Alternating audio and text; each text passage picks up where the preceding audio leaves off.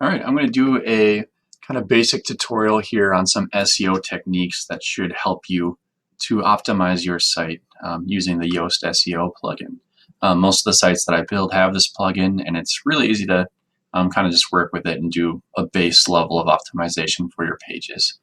In general, something you want to keep in mind is you want to use your keywords in the content, but in a way that sounds natural. So I have a monthly WordPress update service where I go through and update people's WordPress plugins. So I want to optimize this page. I want to make sure that in the content, I'm using the words that I think people are using. In this case, I may want to revise it to say WordPress update service, because maybe people are seeking an actual service, whereas the people looking for just WordPress updates are looking for something very different. So that would be something I would want to keep in mind. Having it in your headlines and whatnot is also important. But really what I wanted to touch on today was kind of the back end piece of it, using the SEO plugin to include your keywords in the correct places. So if you're on a page and you're logged in here, you can just click Edit Page. And this will take you to the back end of your site. And right under this kind of content area here, you'll have the SEO section. It says Yoast SEO right there. So everything that we want to do is going to be right in this section. You can kind of read through here and you'll see some of the stuff that's there. The one thing that will be displayed immediately is the focus keyword. And this is just a tool to help you optimize. This doesn't actually affect your rankings in any way, and in fact it's not visible to the public or Google or anything. This is just to help you. So basically you enter in your keyword here and it will tell you whether it thinks you're doing a good job actually optimizing for that keyword. So it'll give you some tips right here. And if you follow those tips, you're definitely well on your way to optimizing your page, which is great.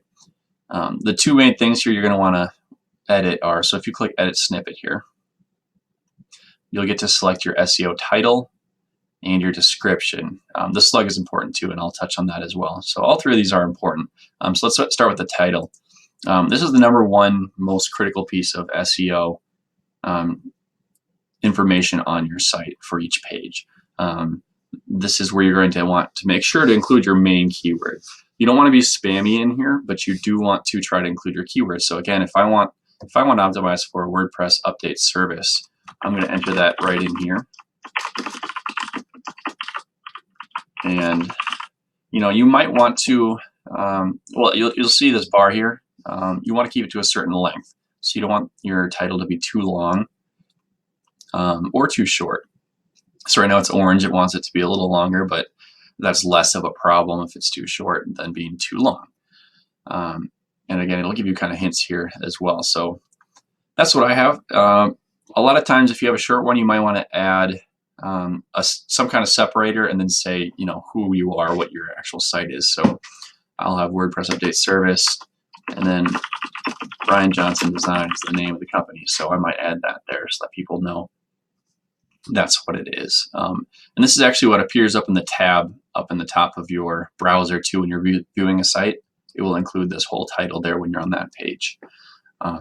So this is a good one. Just remember to keep in mind you don't want a lot of keywords in here, just a couple words or phrases that really describe what this page is about. If you're a really geographic company, you might include your location in there too, but just be careful not to be too spammy. So you might say something, if you're a dog walker, you might say dog walking Minneapolis. That's no guarantee of results, but if that's the only place you do it, that might be something you want to consider including in there. And then description as well. This is where you're going to include your, this is what actually shows up in the search results, or at least if you do it right, this will show up in the search results. So as you can see here, this is basically what Google will display it as. If you have good content in here, you'll have the title, you'll have the actual URL there, and then the description that we write right here should show up there if you've done a good one. Sometimes Google will choose to use something else, but if you do it right, it should appear there. And this one, again, you want it to be kind of a specific length. Use this little bar to help you decide how long it should be. And this one is actually not a ranking factor, so Google is not placing you higher or lower depending on what you enter here. So keep that in mind. You don't need to stuff keywords in here at all. This is just for the visitors, because this is what's going to convince them to click through onto your website. So you want to write something short and quick here that will convince them to click through. And for that, you're going to want to write something relevant to your keywords. So mine is, WordPress update service. I need to talk about that service and, say something catchy that will hopefully get them in. If you have it this length, it'll display the entire thing. If you go longer, it might cut it off, and you don't want that. You don't want a sentence that's cut off to be displaying there. So again, you don't need keywords here, but you want to write something for humans to try to convince them to click through to your site. And then last but not least, we have the slug here. And this is basically the URL, so as you can see here, that's kind of what appears here. And it'll give you some tips here, but really, you want this to be short. You want to have your keywords, and it should be pretty much the same as your title, minus this end part. But you also probably would want to cut out, connector words. You don't need of or the or anything like that in here. I think usually it does a good job of cutting those out for you. But those are just things to keep in mind. This one's not as important, but again, you want it to look nice and be relevant, because people will see this, and it is a minor ranking factor as well. Anyway, that's kind of just a crash course here. There's a lot to SEO, and there's a lot more than just this. But in terms of doing just some basic optimization on your own pages as you're going through your site and as you're adding new content, this should help you out. And this will work for blog posts as well. It's not just for your pages. Any piece of content really you can optimize in the same way. So yeah, just remember, include your keywords and whatnot in your content, but you always want to sound natural.